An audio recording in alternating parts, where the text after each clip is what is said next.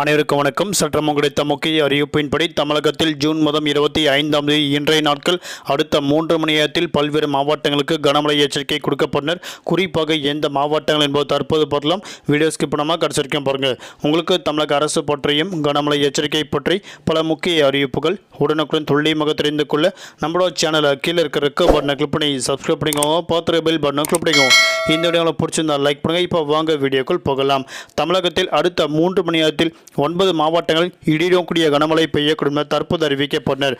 குறிப்பாக அடுத்த சில மணி நேரத்தில் கடலூர், நாகை, அரியலூர், பெரம்பலூர், திருச்சி, கோவை, திருப்பூர், ஈரோடு, நீலகிரி ஆகிய 9 மாவட்டங்களில் அடுத்த 3 மணி நேரத்தில் மிதமான மழை பெய்யக்கூடும் என தற்போது சென்னை வானிலை ஆய்வு மையம் முக்கிய அறிவிப்பு ஒன்று கொடுக்கப்பட்டனர். தென்மேற்கு வங்கடல் பகுதியில் மேலடுக்கு சுழற்சி ஒன்று நிலவி வருகிறது. இதனால் தமிழகத்தில் பல்வேறு பகுதியில் நேற்று முன்தினம் நள்ளிரவு முதல் தொடர்ச்சியாக கனமழை பெய்துள்ளது. சென்னை உள்ளிட்ட மாவட்டங்களில் சாலை முழுதும் வெள்ளக்காடாக காட்சியளிக்கப்பட்டு வந்துள்ளது. இதன் காரணமாக தமிழ்நாடு, புதுவை, காரைக்கால் பகுதியில் இன்றைய நாட்கள் இடியுடன் கூடிய கனமழையும் ஒரு சில மாவட்டங்கள் மிதமான மழை பெய்யக்கூடும். குறிப்பாக தென் தமிழகத்தில் இன்றைய நாட்கள் பல்வேறு பகுதியில் கட்டாயம் கனமழை நீடிக்கும் என தற்போது அறிவிக்கப்பட்டனர்.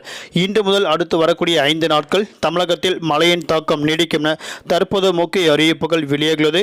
தலைநகர் சென்னை மற்றும் புறநகர் பகுதிகளில் அடுத்த 48 மணி நேரத்திற்கு வானம் பொதுவாக மேகமூட்டத்துடன் காணப்படும். நிறைய ஒரு சில பகுதிகள் லேசான மிதமான மழையும் அவ்வப்போது இடியுடன் கூடிய கனமழை பெய்யக்கூடும். அதிகபட்ச வெப்பநிலை 37 முதல் குறைந்தபட்ச வெப்பநிலை 25 டிகிரி செல்சியஸ் வரை இருக்கக்கூடும் தற்போது அறிவிக்கப்பட்டனர்.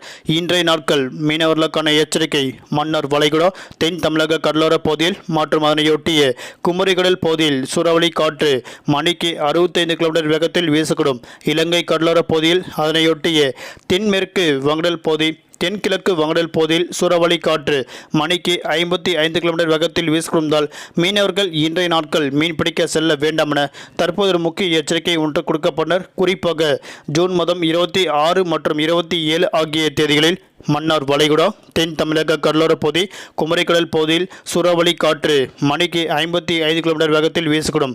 ஆந்திரா கடலோர பகுதியில், மத்திய மேற்கு வங்கடல் பகுதி, இலங்கை கடலோர பகுதி மற்றும் தென்மேற்கு வங்கடல் பகுதி, தென்கிழக்கு வங்கடல் பகுதி மற்றும் அதனையொட்டிய மத்திய வங்கடல் பகுதியில் சூறாவளி காற்று மணிக்கு 65 கிலோமீட்டர் வேகத்தில் வீசக்கூடும். மீனவர்கள் அந்நாளில் மீன்பிடிக்க செல்ல வேண்டாம் என அறிவிக்கப்பட்டனர். நன்றி, வணக்கம்.